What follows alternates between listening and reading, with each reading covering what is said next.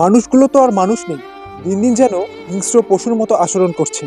দর্শক, বলছি রংপুরের বদরগঞ্জের কুতুবপুর ইউনিয়নের অরুণাচল ঘটনা।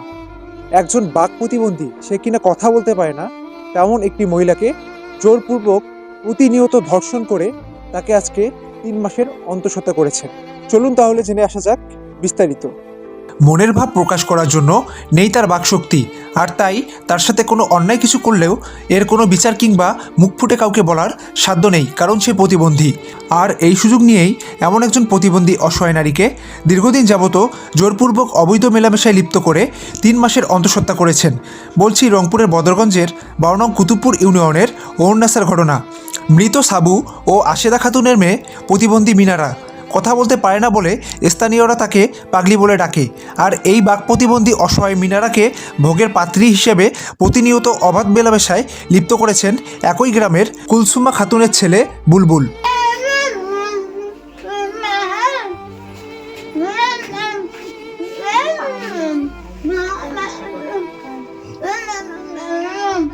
ঘটনাটি সম্পর্কে স্থানীয়রা বলছেন, আমি পাগলি রে হই ভাবি হই বড় ভাবি কি ঘটনাটা ঘটছে? ঘটনা হয় আমার এই যে ইয়া মানদা ইয়া মুকট ঢিবলে দিয়া ওই ওয়াকআপ করছে। সে ছেলের নাম কি? ইয়া বুলবুল বুলবুল। হ্যাঁ ভাই এত কাছে না করলে আর ভাই যা ঢুকে কিবলি কল কি নোয়াতে রাস্তা দেখা আমার দেখা এই জায়গা মত কথা ছিল। তাহলে আপনারা এখন চাচ্ছেন কি? আমরা বিয়ে চাই কিভাবে কি আছে এই যদি পাতারা মুখ ঠাসি ধরে কইরা করছে। এই ঘটনাটা কবে হয়েছিল? ঘটনা হইছে 2 মাস 2.5 মাস আগে ঘটনা হবার আমার বলে নাই তারপর যখন দেখি যে আপু আমি করতে তখন এই পরীক্ষা করতে থেকে বাচ্চা পেয়ে উঠছে। আমি ছেলের বাগারও হই, মেয়ের বাগারও হই, একটা গ্রাম যেহেতু পাশে। আমি এখনো মনে করো মামা তো বোন হয়, আর ওই ছেলে হয় আমার শালির ছেলে। এলাকার তো আরো অনেক ছেলে পেলে আছে, খারাপ ভালো অনেক ছেলে পেলে আছে। ও এই যে এরা এইরকম অত্যাচার করতেছে, কিন্তু এদের কাশি এদের কি এইরকম না অত্যাচারটা করাটা কি ঠিক হইতেছে? ঘটনাটি সম্পর্কে বুলবুলের নিকট জানতে চাওয়ার চেষ্টা করা হলে তাকে আমরা অনুপস্থিত পাই। পরবর্তীতে তার বাড়ির লোকজন আমাদের নিকট জানান, ঘটনা সত্যি কি মিথ্যে আমি কিছু জানি না, গ্রামবাসী পুটিয়াসী কেউ জানে না যে সত্যি কি মিথ্যে। এখন মনে করেন কালকে বাড়িতে কেউ আসলো না, কালকে আমরা গেছিল বেটের বাড়িতে, আমরা গেছিল বকরি ধরি, এখন বাড়িতে সেই বসে থেকে গেছি। এখন ছেলে কি হন? ছেলের মামি। ছেলে এখন কই আছে? ছেলে আছে এখন কোথায় বা গেল। তাহলে এখন কি ছেলের সঙ্গে আমরা যোগাযোগ করতে পারবো না? তার ফোন নাম্বারটা দিবেন। কখন গেছেন মোবাইলে তো ওনার কাছে তো ফোন নাই। এ বিষয়ে ওই ওয়ার্ডের ইউপি সদস্য লিকসন মিয়া বলেন, বিষয়টা বলতে কি পাগলি তো মানে যেটা শোনা যাচ্ছে পাগলি এখন পাগলি তো দোষারোপ মানে পাগলি দেখে দিচ্ছে বাজারের স্কুলের দক্ষিণ পাশে। নাম ছেলেটার নাম হচ্ছে বুলবুল।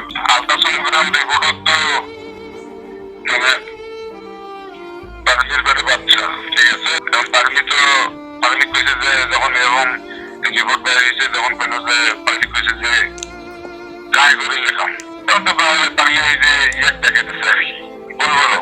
তখন পরে এটা নিয়ে মনে হয় আমার মুরব্বীর ঘরে বলছিল, আচ্ছা, বলার পর হয়তো কেউ কোনো কিছু মানে মাথায় নেয় না নেওয়াতে কালকে সকালবেলা হ্যাঁ ওই পাগলির যে আরেকটা ভাই আছে না, ওটা তো পাগলা, হ্যাঁ এখন ওই পাগলির ভাইয়ের বউ আর ওই যে পাগলির মাও হ্যাঁ দুজনে মিলে বুলবুলের বাড়িতে রাখি গেছে।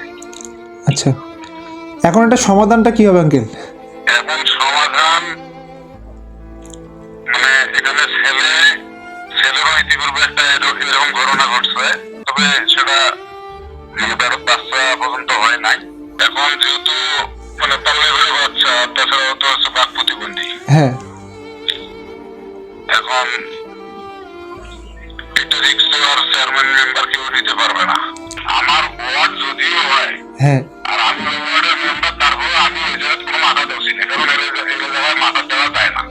দর্শক, আজ একজন প্রতিবন্ধী হয়েও সে কিনা সমাজের কাছে নিরাপদ নয়, তাহলে দিন দিন বর্তমান সমাজ কোথায় গিয়ে পৌঁছচ্ছে?